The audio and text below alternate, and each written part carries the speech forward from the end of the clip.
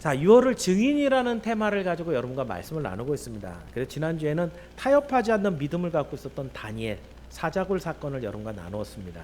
뭐 너무 잘 알고 있는 내용이지만 그 사자굴에 들어가기까지 다니엘의 결단, 기도하는 그 자세, 그리고 대외적으로 그 다니엘이 갖고 있었던 신분, 위치, 그 유대인들 포로로 잡혀온 사람들 사이에 다니엘이 얼마나 중요한 위치에 있었는가.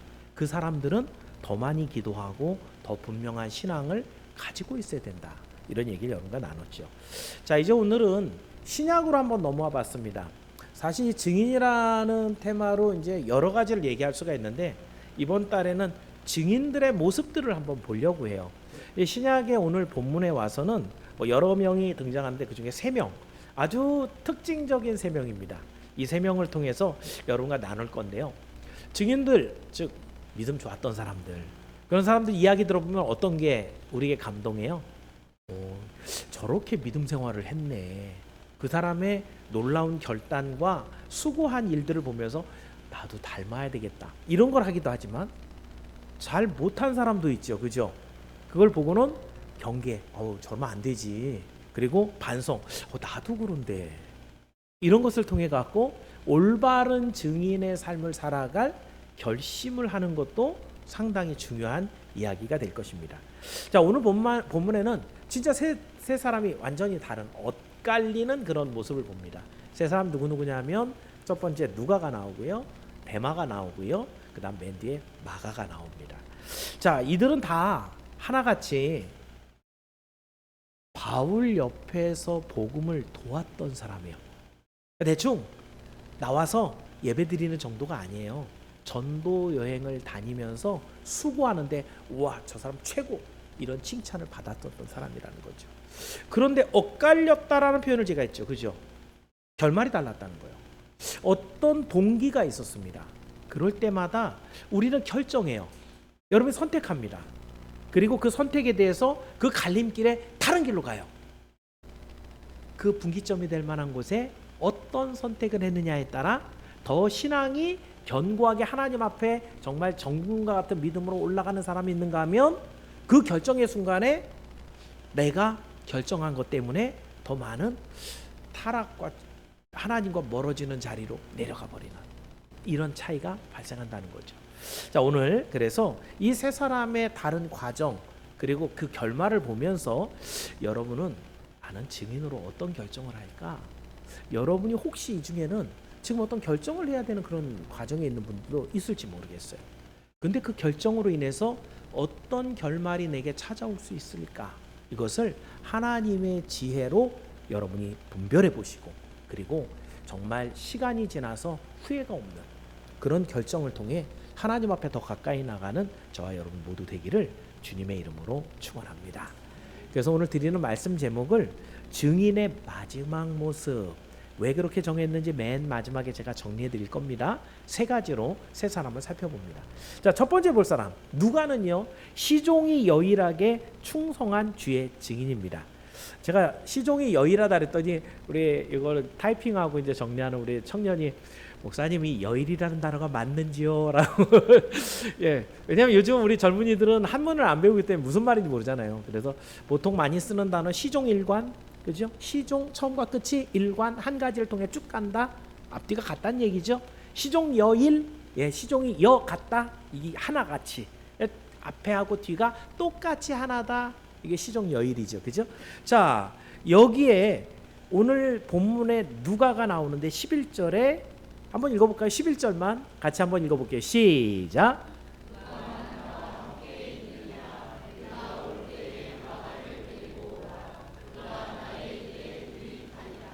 지금 바울 옆에 누가 있는 거예요?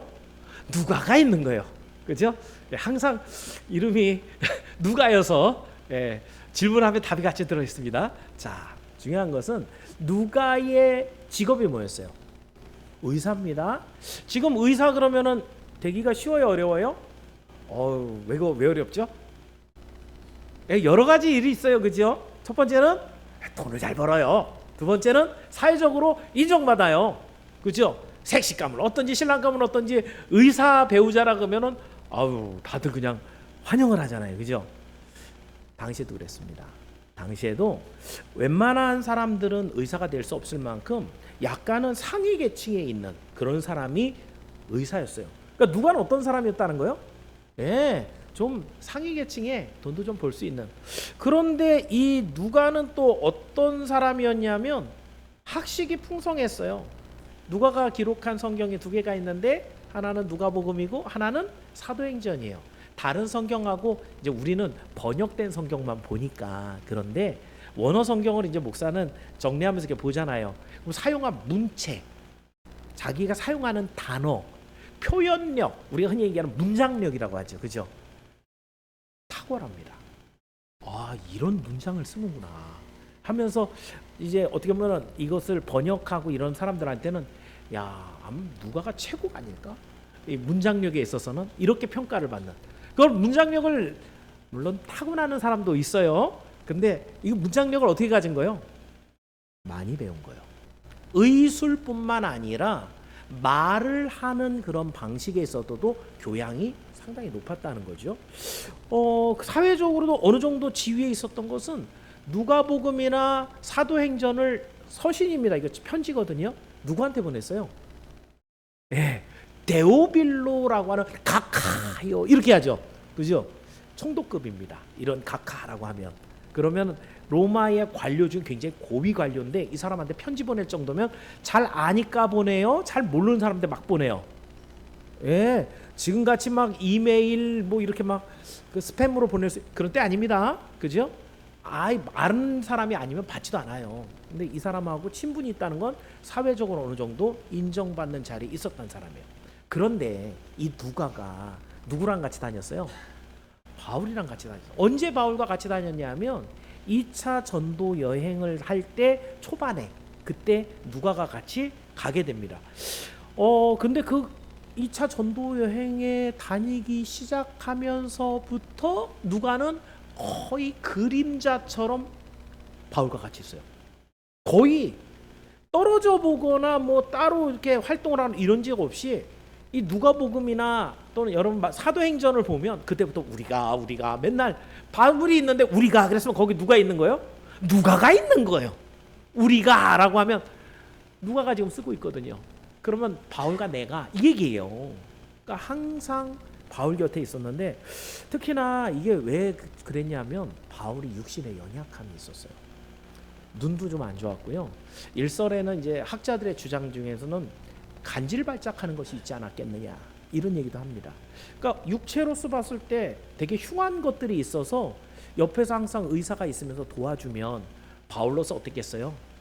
안심도 되고 그리고 여러 가지 도움도 받고 복음을 전하는데 굉장히 유익한 그런 일들을 누가가 해줬죠.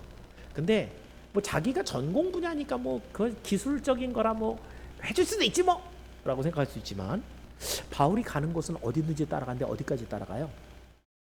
감옥까지 따라갑니다.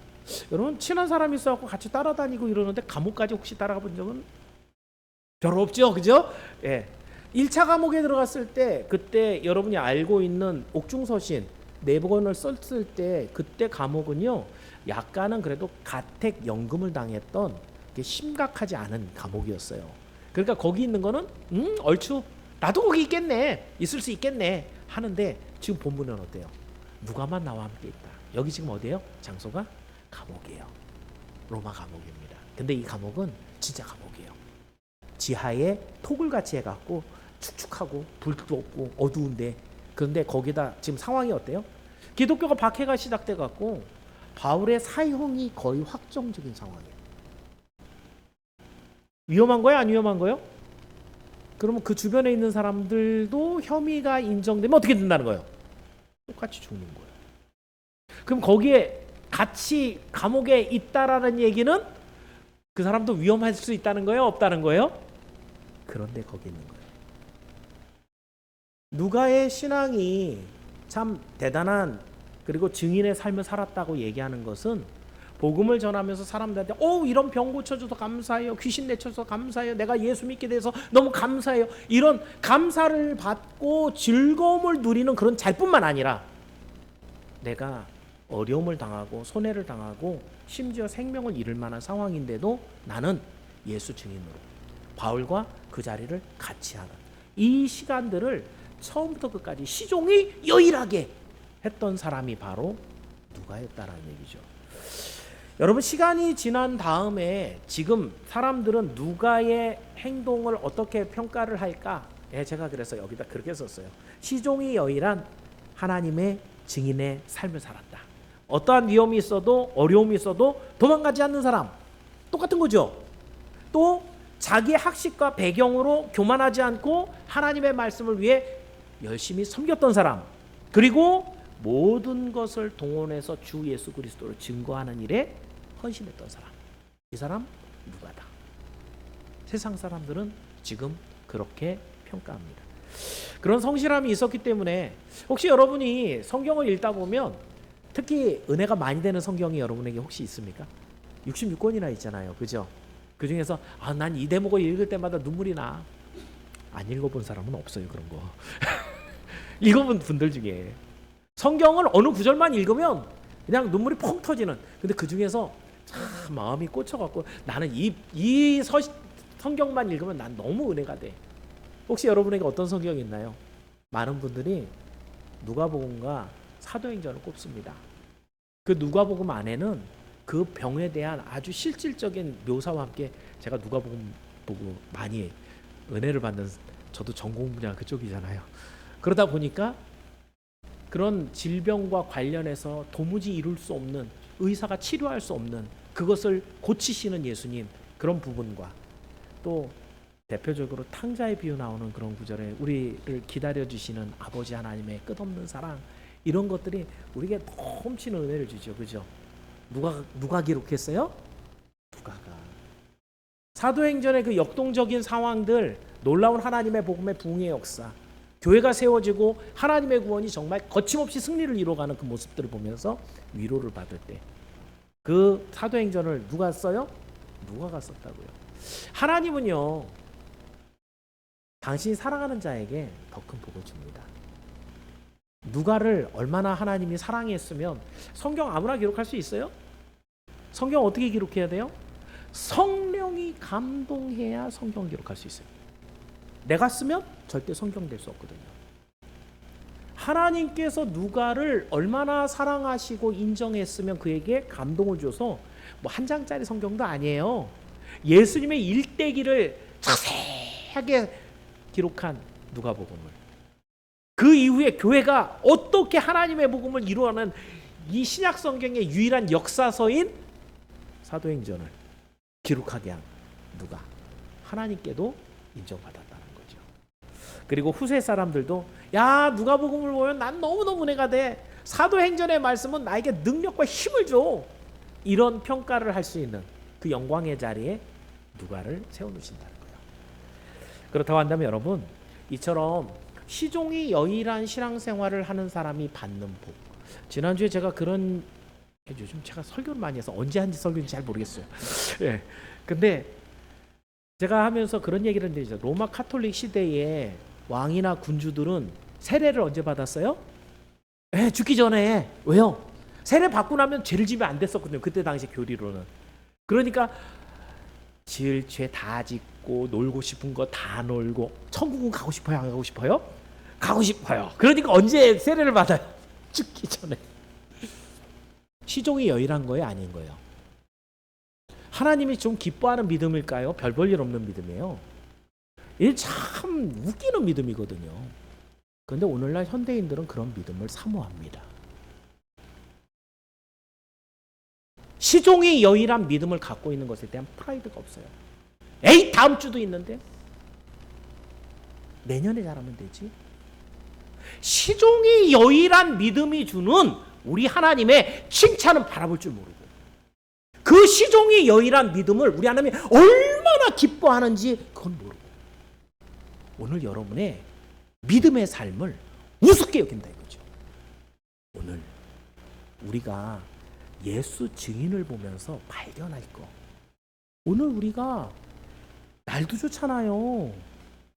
놀러 갈 일도 많다고요. 그런데 그 시간을 내서 하나님과 정한 시간, 정한 장소에 나와서 예배를 드리는 이 중요성. 왜 중요한가?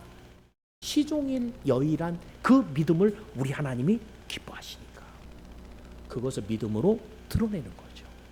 오늘 여러분의 삶이 시종일 여일한 믿음을 늘 유지해서 우리 하나님 앞에, 제 생각엔 그래요.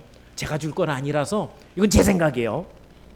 천국에 가면 어떤 사람에게 상이 제일 클까? 그죠? 아니 뭐 큰 일을 한 사람이고 적은 일을 한 사람도 있을 건데 예수님의 표현대로 그래요. 많이 준 자에게 많이 달라 그러시고, 그죠? 적게 준 자에게 조금 달라 그러시는. 그런데 신앙을 받은 그 시간으로 얘기한다면 그 굴곡지게 이랬다 저랬다 하다가 믿었어요 그래갖고 천국 간 사람하고, 계속해서 나는 예수 믿습니다 그래갖고 천국 간 사람하고, 어떤 사람이 더 상을 많이 받을까? 저는 그렇게 생각해요. 시종이 여일하게 끝까지 그 믿음을 지킨 사람. 쉬워요 어려워요? 이거 어려워요.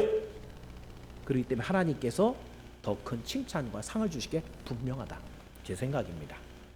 여기는 선양의 모든 성도들이 시종이 여일한 믿음을 갖고 하나님의 큰 칭찬과 상을 누리게 되기를 주의 이름으로 축원합니다. 자, 여기 첫 번째 누가에 대한 이야기를 한번 살펴봤습니다. 자, 두 번째는 마가의 이야기를 볼 건데요. 마가는 어떤 사람이냐? 도망했다가 되돌아온 증인입니다. 자, 이 마가는 11절에 보니까 디모데에게 보내는 서신에서는 뭐라 그랬냐? 아까 한번 읽었는데 다시 한번 읽어볼게요. 11절입니다. 마가 부분입니다. 시작.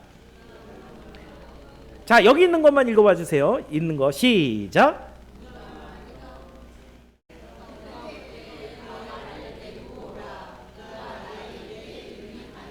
예, 잘 안 맞아져서. 자, 마가는요 어떤 사람이냐면 바나바의 생질 조카입니다. 자, 그런데 누구한테 배웠느냐면 스승은 베드로예요. 그러니까 여러분 마가복음, 자 여러분이 보통 복음서는 누가 썼다 그래요? 사도들이 썼다 그러죠. 예수님 제자들이 썼다 그러죠. 차 보십시다. 마태복음 제자 맞아요? 맞아요. 아니라고 하시면 안 돼요. 자, 마태 맞습니다. 그죠? 마가는 예수님 제자예요 아니에요? 애매해졌죠. 누가복음에 누가는 예수님 제자예요 아니에요? 나중인데? 요한복음에 요한은 제자가 맞아요 아니에요? 그럼 반만 맞았네. 그죠? 근데 아니에요. 마가는 베드로의 제자였어요. 마가복음은 다른 말로 얘기하면 베드로 복음이에요. 그러니까 베드로 전후서를 남기긴 했지만 복음서는 안 남겼어요. 그런데 베드로에게 늘 배우고 익힌 것. 나중에 여러분이 마가복음을 읽으면서 야, 이거 마가가 어떻게 알았지? 베드로만 알 수 있는 대목들이 나옵니다. 그거 읽으면서 베드로가 가르쳐줬구나 알 수 있어요. 누가복음은 어떻게 기록됐을 것 같아요? 누가는 2차 전도여행 때 바울하고 만났다면서요. 이거 한참 뒤잖아요. 그죠? 그럼 어떻게 알고 예수님의 이야기를 복음서에 썼지? 처음부터 끝까지 누가는 누구랑 있었다고요? 바울이랑. 쉽게 얘기하면 누가복음은요 바울복음이에요. 어떻게 그렇게? 그럼 바울도 없었잖아요 예수님의 제자로. 근데 예수님이요 여러분 놀랍습니다. 항상 바울에게 나타나셨어요. 어디서부터? 다메섹 가는 길에서부터. 조금 바울이 힘들만 하면 환상 중에 나타나고 바울아 걱정하지 마.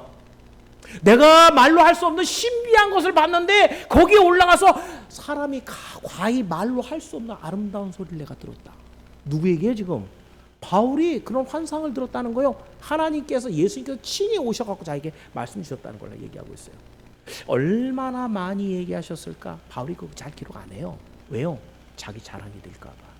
분명한 것은 예수님이 친히 바울에게 나타내서 하신 말씀들이 있어요. 여러분 이제 누가복음을 읽어보면 어떤 게 있냐면 마태, 마가, 요한복음에는 없는 이상하게 해석이 돼 있는 내용들이 나와요. 예를 들면 변화산 사건 같은데 제가 힌트만 드릴게요. 오늘 길게 들어가면 한적 없이 길어지니까 거기 부분에 누가복음하고 다른 복음서를 비교하면서 읽어보세요. 그 변화산 사건에서 마태도 마가도 요한도 기록은 하는데 왜? 내용이 달라요. 누가복음에. 왜요? 거기에 있었던 마태, 마가, 요한은요. 그러니까 베드로, 요한은 그리고 제자들은 껍데기만 봤어요. 오, 환한 빛이 있다. 그런데 이게 뭐라는 것은 아무도 몰라요. 그걸 누가가 자기 복음서에 해설해 놓고 있어요. 집에 가서 한번 읽어보세요. 자, 어쨌든 지금 얘기는 마가는 이렇게 베드로에게 배웠던 복음서가 지금 그랬어요. 그래서 마태복음 마태, 마가복음 베드로, 누가복음 바울의 복음, 요한복음 요한. 다 복음서가 예수님 제자의 복음이 맞습니다. 자, 중요한 것은 지금 마가는 지금 베드로의 제자로서 하나님의 말씀을 열심히 배웠던 사람이에요. 1차 전도 여행을 같이 갑니다. 1차 전도 여행은 안디옥에서 파송했죠. 그죠? 바울과 바나바를 짝을 지었고, 바나바가 대장이에요. 그죠? 바나바가 가는데, 그래서 어디를 먼저 갔어요? 지금의 사이프러스, 구브로로 가죠. 그죠? 거기에서 갈 때 마가는 바나바하고 어떤 관계라고요? 조카 관계라고요. 그러니까 어떻게 해요? 우리 삼촌이 그 고향이네? 구브로가 바나바의 고향이거든요. 거기 갈 때 부담 없이 갔어요. 그리고 끝나고 나서 이제 이런 사건이 있어요. 사도행전 13장 13절인데 한번 읽어볼까요? 자, 사도행전 13장 13절입니다. 시작.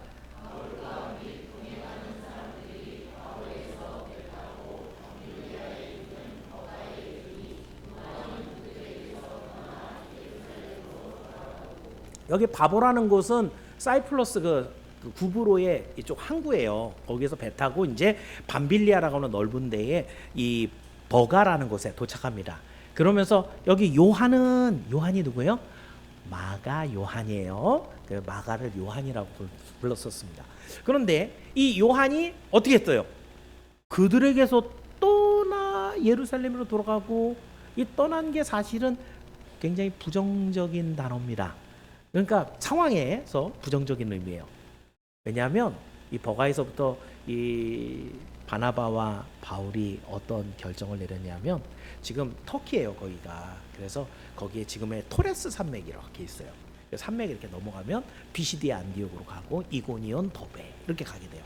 그런데 우리나라도 이렇게 당시 로마 시대니까, 그죠? 세계가 하나예요. 나라가 하나. 그런데 반대하는 사람들이 좀 많았겠어요, 아니었겠어요? 이 사람들은 어디 모여서 살아요? 산에 모여서 그걸 뭐라 그래요? 산적이라고 그러죠. 그죠? 우리나라도 옛날에 산적이 꽤 많았거든요. 이 토레스 산은 산적으로 유명한 곳이었어요. 여러분이 알고 있는 마가의 다락방, 마가가 돈 많은 사람이에요, 가난한 사람이에요? 곱게 자란 부잣집 아들내미예요. 그래갖고 사이프러스 가는 거는 삼촌 내 고향 잘 갔는데, 배 타고 넘어와갖고 여기서부터는 토레스 산맥을 넘어가면서 피시디아 안디옥으로 갔는데, 거기 산에 우글우글 산적이 많다는 얘기를 알고 있는 거죠. 그래갖고 어떻게 해요? 이 사람들이 정상이 아니다. 여길 갔다가 나는 죽을지도 몰라 라는 생각이 들었던 것 같아요. 그래서 주랭랑을 칩니다. 자기 혼자 예루살렘으로 돌아갔어요. 여러분, 여기 그 다음 내용은 아시죠? 다 넘어가요. 그죠? 그리고 비시디아 안디옥을 세우고요. 그 다음에 이고니온 가서 더베 가서 돌에 맞고 죽었다가 살아나죠. 그죠? 그런 생명을 건 복음 활동을 하고 돌아왔어요. 어디로? 안디옥에. 자, 2차 전도여행 갑니다. 2차 전도여행 가는데 바나바는 야, 이번 갈 때 우리 마가 데려가자. 바울이 불같이 화를 내죠. 바울은 대쪽 같은 사람이라, 아니 그럼 위기 상황에서 위기를 만나지도 않았는데 겁먹고 토레스 산맥도 못 넘어가는 이런 사람, 우리가 생명을 내놔야 되는 상황에 도망갈 사람, 이런 사람 어떻게 데려갑니까? 둘 다 복음 전하러 가자는 좋은 얘기잖아요. 그죠? 누구는 복음 전하자 난 싫어 이게 아니잖아요. 그죠? 마가를 데려갈 거냐 말 거냐 이거 갖고 싸움이 났어요. 둘이 굉장히 크게 쟁론하다 둘이 결국은 찢어졌습니다. 결국은 바나바는 마가를 데리고 1차 전도여행 갔던 자기 고향 구브로로 다시 가고요. 그리고 바울은 실라를 데리고 이제 배로 안 가고 육지로 자기가 했던 비시디아 안디옥 2차 전도여행 가게 되는 거죠. 자, 이렇게 마가는 도망갔던 예수 증인이었습니다. 근데 여러분, 이후에 마가는 어떻게 됐을까요? 예, 제가 그랬잖아요. 누구 제자가 됐다고요? 그 전에도 베드로에게 배웠어요.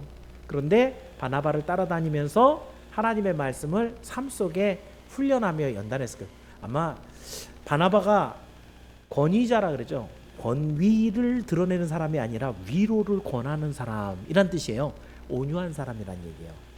마가를 굉장히 치근하게 여겼죠. 혈육이라고 또 혈육이기도 했고. 그러니까 어떻게 했겠어요? 잘 다독다독 해갖고 마가야, 너 이렇게 무시당하는 그런 증인 되면 안 되지. 그때 가서 바울은야 왜 그렇게 화가 났냐면 자기 거기서 죽었었거든.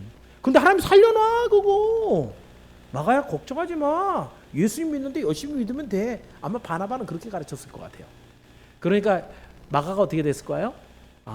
뉘우치고 내가 똑바로 하나님 앞에 쓰임받는 일꾼이 돼야지 라고 시간이 지난 거예요. 그런 가운데 아마도 마가복음도 하나님이 기록하게 했을 것 같아요. 그랬을 때 시간이 너무너무 많이 지난 다음에 드디어 바울의 최후가 왔습니다. 2차 전도여행을 마치고 지금 1, 2, 3차 전도여행 다 마치고 로마 감옥에 잡혀갖고 이제 죽을 때가 됐어요. 디모데후서는 정말 자기 마지막 시간에 쓴 편지거든요. 근데 오늘 본문에 뭐라고 했어요? 다 없는데 지금 누가만 있는데 너 올 때 누구 데려오라고요? 이 디모데후서는 디모데에게 보낸 편지예요.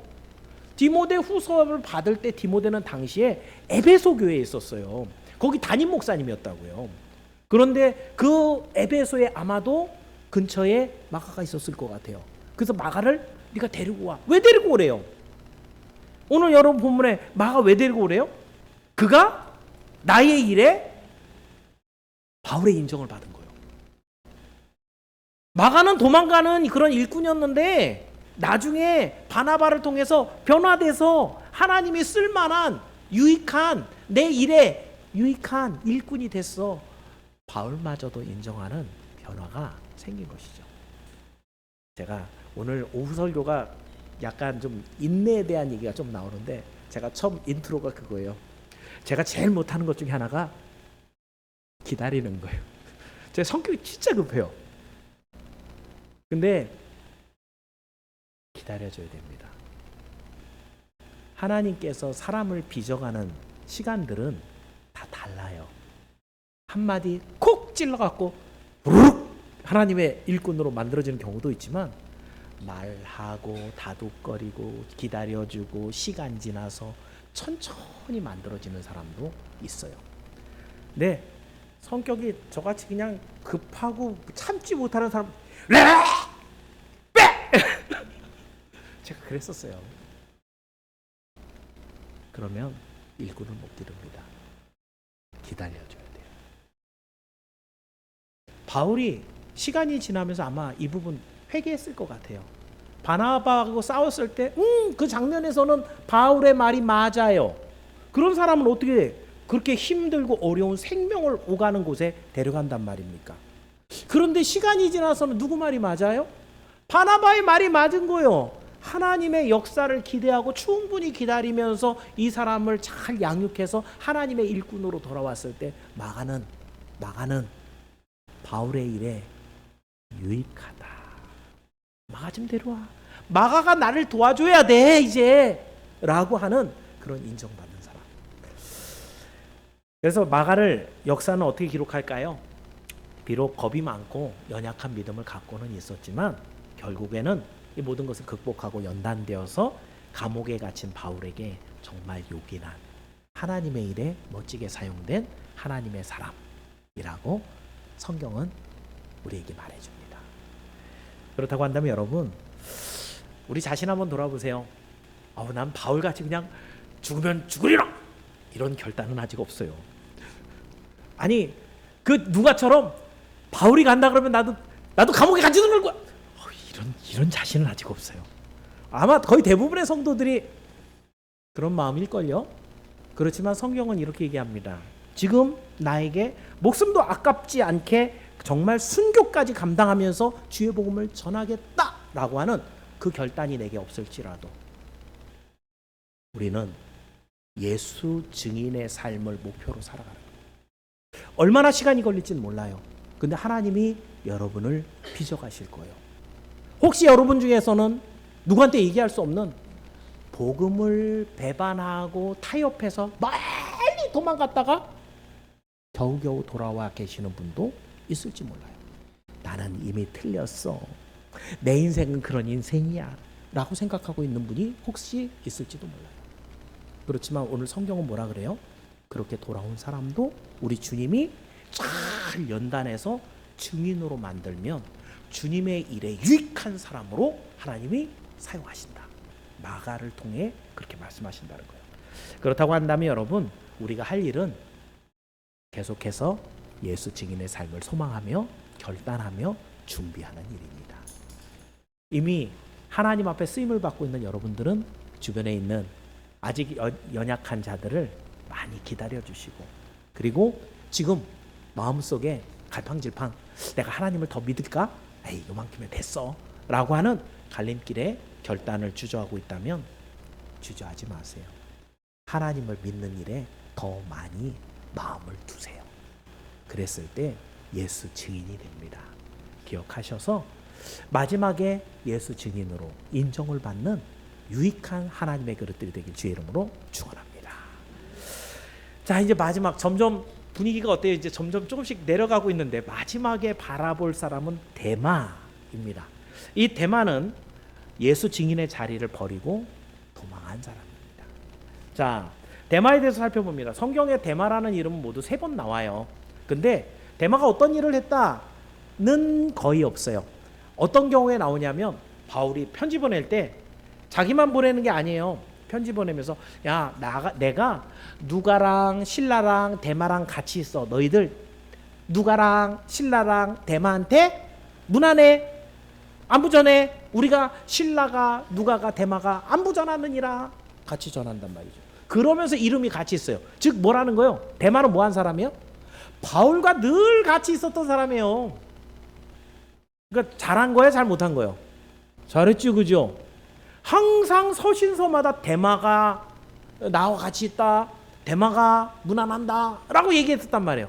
근데 오늘 본문에서는 이렇게 신뢰하는 일꾼이었는데 안타까운 모습, 이게 바울의 마지막 서신인데 마지막 모습은 참으로 실망스러운 모습인 거예요. 자, 10절인데 10절 한번 읽어볼게요. 시작.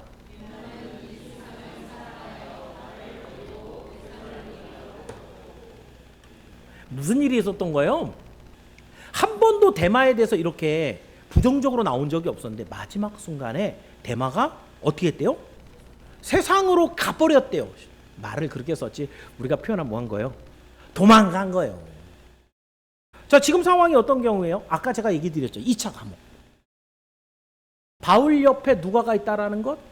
똑같은 혐의로 인정받아서 목이 날아갈 수 있는.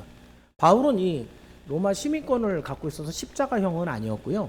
베드로는 여러분이 아는 것처럼 십자가에 거꾸로 매달려서 죽었잖아요, 그죠? 전설에 의하면은 바울은 이 목이 이렇게 잘려갖고 단두대, 잘려고 통통통 튀어갖고 거기서 뭐 로마 천주교가 하는, 그래서 퐁퐁퐁 세 군데 샘이 났어요. 뭐 이런 얘기들도 전해져 그런데 그건 그냥 전설이고요. 로마에서 바울이 목이 잘려 죽은 것은 사실입니다. 자, 어쨌든 그것도 되게 무섭잖아요, 그죠? 근데 거기 근처에 있으면 혐의가 인정되면 그렇게 죽는 거예요. 로마 시민도 죽는 거예요. 근데 여기에 대마는 어떻게 한 거예요? 그렇게 사형이 확정되어 있을 그때의 대마에게는 지금 두 가지 갈래길, 선택지가 있습니다. 하나는 계속 바울과 함께 주님의 뜻을 전하다가 생명도 아깝지 않게 하나님 앞에 쓰임받다가 정말 불꽃처럼 하나님 앞에 가는 방법이 하나 있고, 또 하나는 자신의 생명과 안전을 위해서 가만히 바울을 떠나는 방법이 있었습니다. 데마는 뭘 선택한 거예요? 네, 두 번째 방법을 선택한 거죠. 그죠? 자, 데마가 바울을 떠난 이유가 10절에 써 있는데 그 10절의 이유가 뭐예요? 보니까 왜 떠났대요? 여러분, 헬라어가 사랑이라는 단어를 네 가지로 표현하는 거 아시죠? 그죠? 여기 사랑하여는 그 네 가지 중에 뭘까요?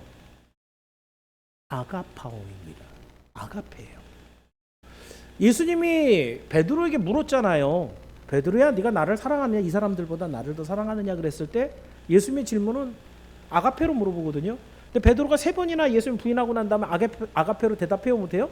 못하고 필레오로, 형제의 사랑으로 이렇게 내가 주님을 사랑합니다, 이렇게 대답했다고. 이 아가페라는 단어는 너희가 하나님을 사랑할 때 하나님이 너희를 사랑하는 그 사랑으로 너희도 하나님께 사랑해. 이거는 정말 절대적인 사랑, 변질될 수 없는 사랑, 이런 것을 얘기하는데, 하나님을 사랑한다고 했을 때 아가페를 쓰는데, 지금 이 문맥에는 어떻게 된 거예요? 대만은 뭘 사랑했어요? 세상을 사랑하는데, 세상을 어떻게 사랑했어요? 아가페로 사랑한 거야. 아가페로.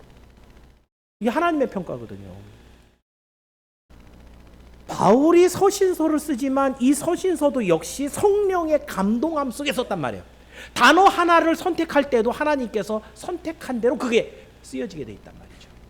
그렇다고 한다면 바울이 하나님의 눈으로 데마를 봤을 때, 데마에 쟤는 잠깐 그때 머리가 헷가닥했어, 그냥 너무너무 겁나서 그때 마가처럼 그냥 도망거진 거지, 마음은 원래 애는 착해, 이건 아니에요.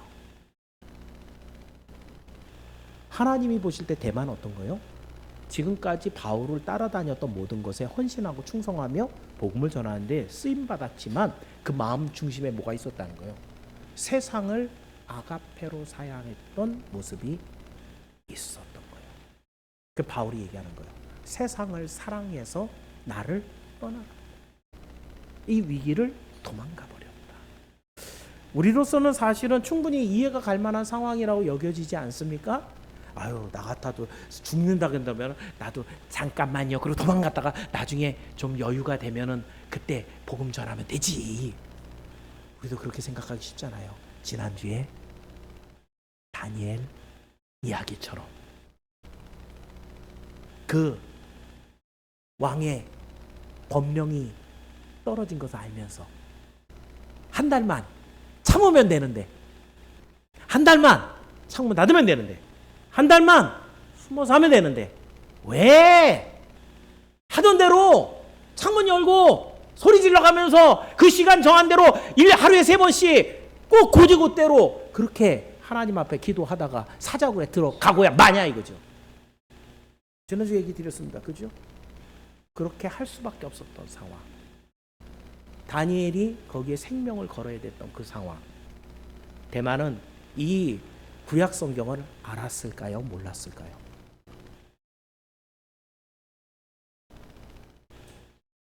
대만은 설교자였다고요. 아마도 이 다니엘의 사자굴 사건에 대해서 얼마든지 많이 설교를 했었을 거라고요. 그런데 자기 자신은 그 설교대로 하지 못한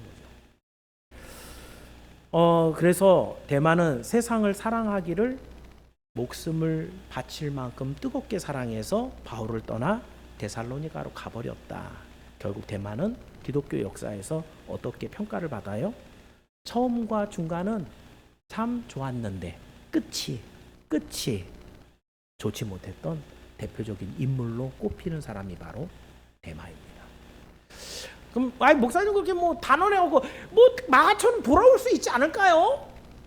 돌아왔을까요? 안 왔을까요? 성경의 역사와 전설들, 모든 기록들은 데마가 돌아왔다는 기록이 없습니다. 이후로 바울이 순교하고 난 다음부터는 계속해서 순교가 많아졌을까요? 아니면 대우를 받고 이렇게 기독교를 믿게 했을까요? 계속해서 핍박이었어요. 만약에 데마가 여건이 좀 좋아지면 돌아와야지라는 생각 갖고 떠나갔다면 그런 찬스는 오지 않았습니다. 그럼 결국 안 돌아왔다는 얘기고, 역사의 모든 기록들은 데마가 돌아왔다는 기록을, 흔적을 남겨놓지 않고 있어요. 자, 그렇다고 한다면 여러분, 여기에 데마는 우리가 생각할 때 나도 믿음이 안 좋으니까, 그렇게 썩 좋은 편은 아니니까 생명이 걸렸다 그러면 나는 내 믿음 버리고 그냥 세상으로 갈 것 같아. 근데 여기서 한 가지 중요한 게 있어요. 여러분이 잊어버리면 안 되는 것. 당시 그러면 데마가 교회에 어떤 영향을 끼쳤을까? 이건 여러분이 놓치면 안 됩니다.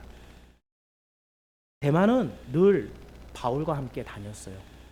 바울의 복음은 곧 데마의 복음이었어요. 늘 바울은 데마를 높여줬어요. 데마는 신실한 일꾼, 하나님 앞에 충성된 사람, 사람들은 그걸 알고 있어요. 그런데 위기가 왔습니다. 생명을 걸어야 되는 그런 장소에서 대만은 세상으로 돌아가 버렸어요. 사람들이 그걸 알까요? 모를까요? 모를 수가 없어요. 이제 우리 부목사님이, 담임 목사님이 그렇게 어려울 때는 살짝 도망가더만, 우리 장로님은 그렇게 살짝 빠져나가더만 라고 했을 때 성도들은 똑같은 위기가 왔어요. 에이, 대만 목사님도 도망갔는데 내가 뭐 대단하다고 그 자리를 지켜.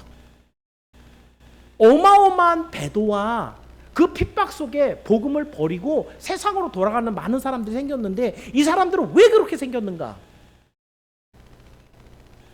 대마와 같이 그 자리를 지켰어야 하는 하나님의 종이 그 자리를 지키지 못함으로 그것을 본받으면 안 되는 건데, 그죠? 그리고 세상으로 돌아갑니다. 사람들에게 굉장히 큰 충격이었을 것이고, 그의 변절은 증인의 삶을 살아가는 것을 뒤집게 하는 계기가 되었습니다. 증인은 어떤 사람이라고요? 마르투리아. 그 안에 무슨 단어가 들어있어요? 순교라는 단어가 들어있어요. 그냥 단어를 교리적인 상황에서 여러분에게 접근을 시키면 너무너무 어려워요. 그 단어가 잘 이해도 안 가고 그런 상황이 안 되는데, 지금 상황에 딱 여러분에게 적용을 시켜드리면 대만은 증인이 아닌 거예요. 그 삶은 하나님을 증언했다고 말할 수가 없어요. 앞에 열심히 복음을 전해서 교회를 얼만큼 말 지었는지 모르겠어요. 많은 사람들이 복음을 전해서 많은 사람 교회 다니게 데리고 왔는지는 모르겠어요. 근데 마지막 순간에 대마가 보여줬던 모습은 절대 증인의 모습이 아니에요. 증인은 생명을 걸고 하나님의 말씀이 구원이라는 걸 증언을 해야 되는 사람이거든요. 그렇다고 한다면 마가는 오히려 안 하니만 못하죠. 어떤 사람이 있었는데, 교회 가끔 보이는 사람인데 그 사람이 생명을 아까워해갖고 교회로 가서 아유 그래 믿음이 연약하니까, 그죠? 데미지가 별로 없어요. 그런데 대마였기 때문에, 바울이 신뢰하는 일꾼이었기 때문에 그의 변절은 교회에 굉장히 큰 충격을 주고 말았습니다. 여러분, 이 이야기는 오늘도 여러분 똑같이 보고 있지 않습니까? 왜 한국교회가 이렇게 허물어지고 있는가? 복음이 좀 몇 가지가 빠졌습니까? 예수님이 요즘은 우리나라를 안 쳐다보십니까? 성령께서 오늘은 좀 쉬고 계시나요? 대한민국에 그렇게 불같이 일어났던 교회들이 왜 그렇게 허물어지고 있느냐? 그 자리에 생명을 지켜야 되는 사람들이 거기를 안 지켰던 거예요. 장로가 목사랑 같이 멱살잡이를 하고 강단 앞에 싸우고 있는데 누가 예수 증인의 삶을 살 거냐. 오늘 우리가 이거는 남의 얘기가 아니라 우리 얘기인 것을 알고 회개해야 되는 부분이에요. 우리 민족이 짓고 있는, 우리 대한민국의 교회들이 짓고 있는 이 죄를 우리 교회는 안 했는데 이게 아니에요. 제가 반복해서 이 얘기를 많이 꺼내는 거는 우리는 절대 그러면 안 된다라는 거예요. 그래서 앞으로 우리가 예수 증인의 삶을 살아갈 때 우리 한 사람 한 사람은 내 생명을 내놓고 예수 증인의 삶을 살아낼, 정말 마르투리아 순교의 각오를 가지고 복음을 드러낼 수 있는 증인의 삶을 살아야 된다. 그죠? 누가는 그런 사람이네. 마가가 갔다 돌아왔네. 대만은 도망가 버렸네. 이렇게 지식의 전달만 하는 게 설교가 아니라는 거예요. 오늘 나는 어떻게 살 거냐. 하나님은 그 마지막을 보세요. 결론적으로 주의 증인은 성실함도 중요하고 재능도 중요하지만, 제가 오늘 여기다 이렇게 해서 끝까지 마음이 변치 않는 강직함, 굉장히 중요한 겁니다. 흔들리면 안 됩니다. 올바른 일꾼은 하나님이 보내신 교회를 내가 뼈를 묻어야 되겠다 라는 마음으로 섬겨야 됩니다. 저도 목회를 한 지가 이제 한 15년 좀 넘어가다 보니까 이제 좀 알겠어요. 처음 부목사에서 목사가 되거나 이러면은요, 모르는 게 너무 많아요. 근데 그 중에서 제일 몰랐던 게 뭐냐면 중직자를 세우는 이유였어요. 저는 중직자가 있으면 아유 그래도 신앙이 좀 됐으니까 그냥 집사님 말고 권사님으로 불러드려야 되니까, 그냥 집사님 말고 장로님이라고 불러드려야 되니까 그분의 어떤 신앙적 위치를 높여서 본받으세요 라고 하는 그런 위치로 저는 이해를 했었던 것 같아요. 성경을 더 깊이 있게 연구를 하고 중직자 훈련을 시키면서 발견하는 것, 중직자의 존재 이유, 그 교회 기둥입니다. 기둥 뿌리가 흔들리면 그 집은 무너지는 거거든요. 중직자는 내가 이 교회에 내 뼈를 묻겠습니다라는 그런 각오와 결단. 어떻게 보면 이사 갈 수도 있어요. 이명 갈 수도 있고 해외로 갈 수도 있잖아요. 그죠? 그런 특별한 상황이 벌어지지 않는 한, 하나님이 나를 그렇게 보내지 않는 한, 나는 이 교회 안에서 하나님, 난 여기서 뼈를 묻겠습니다. 이게 왜 이런 게 필요한 거예요? 강직함. 이것도 못하면서 내 생명을 바쳐서 하나님의 복음을 내가 전할 겁니다. 말이 됩니까? 이것도 못하면서 내가 편하면 옆에 교회로, 내가 마음에 안 들면 옆에 교회로, 이런 정도로 옮겨 다니는 사람이 어떻게 중직자로 말할 수 있어요? 중직자는 심지가 굳어야 돼요. 하나님께서 세우신 기둥이란 말이죠. 다른 사람들 본이 돼야 돼요. 이 사람의 신앙생활을 보고 누군가는 은혜를 받고 나는 저 권사님처럼 장로님처럼 난 살아갈 거예요. 본을 보여줘. 대만은 그런 자리에 있었단 말이죠. 그런데 그걸 뒤집었을 때 교회는 충격이 큽니다. 오늘 우리의 선양인들은 처음에는 좋았지만 나중에 변절해서 세상으로 돌아가는 이런 대마를 담지 말고 처음부터 끝까지 변함이 없는 하나님의 교회를 위해서 정말 수고하는 누가와 같은 그런 성도들이 모두 되길 주의 이름으로 축원합니다. 사랑하는 여러분, 오늘은 바울 곁에서 복음 전파를 도왔던 세 명의 증인들을 살펴봤습니다. 여러분, 이 세 사람이 같이 있을 때는요, 다 엄청난 일꾼들이에요. 진짜 누가는 누가대로, 대마는 대마대로, 마가는 마가대로 바울 옆에서 엄청 잘 도와줬어요. 그러니까 볼 때는 어땠다는 거예요? 최고의 일꾼. 바울도 그래서 서신서마다 그래서 썼거든요. 근데 중요한 것은 뭐예요? 제목 제가 뭐라고 했어요? 증인의 마지막 모습. 언제까지 증인이 될 거냐? 언제까지 증인이 될 거냐? 그거 누가 정해요? 하나님이 정하시는 거예요. 여러분이 천국 가는 날 언제예요? 혹시 날짜 받으셨나요? 안 받으셨죠, 그죠? 누가 정해요? 하나님 정하는 거예요.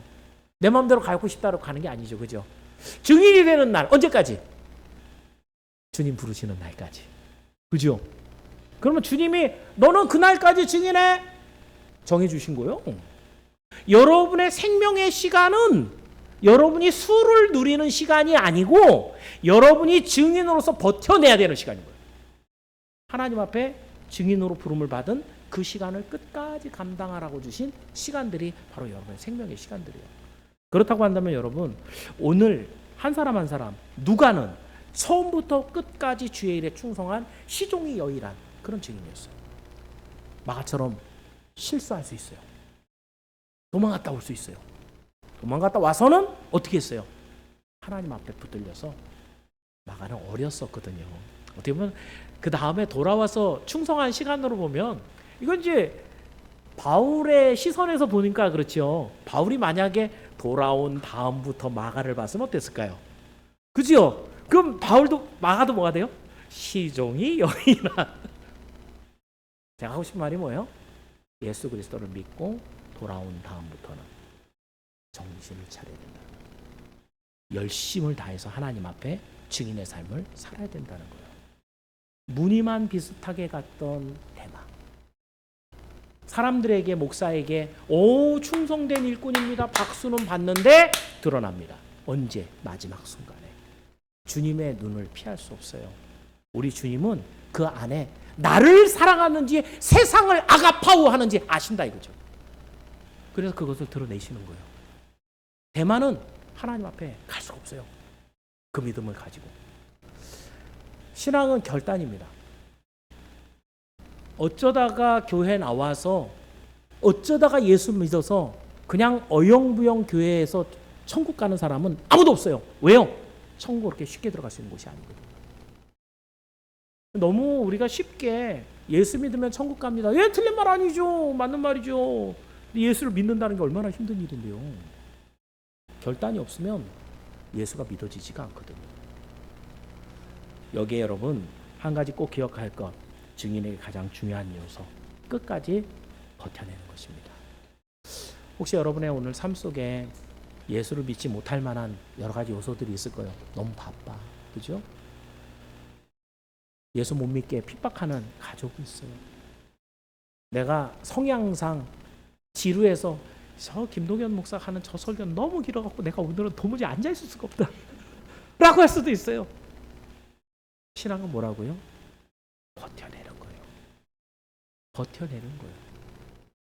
오늘도 하나님이 주시는 은혜가 있으면 그 은혜로 버텨내는 거예요. 하나님이 주시는 사명이 있으면 그 사명 감당하면서 또 버텨내는 거예요. 그때마다 하나님은 새 힘과 은혜를 줍니다. 버텨내게 능력을 줘요. 구하라 그러는 거예요. 그래서 두드리라는 거예요. 찾으라는 거예요. 그럼 우리 주님이 주셔요.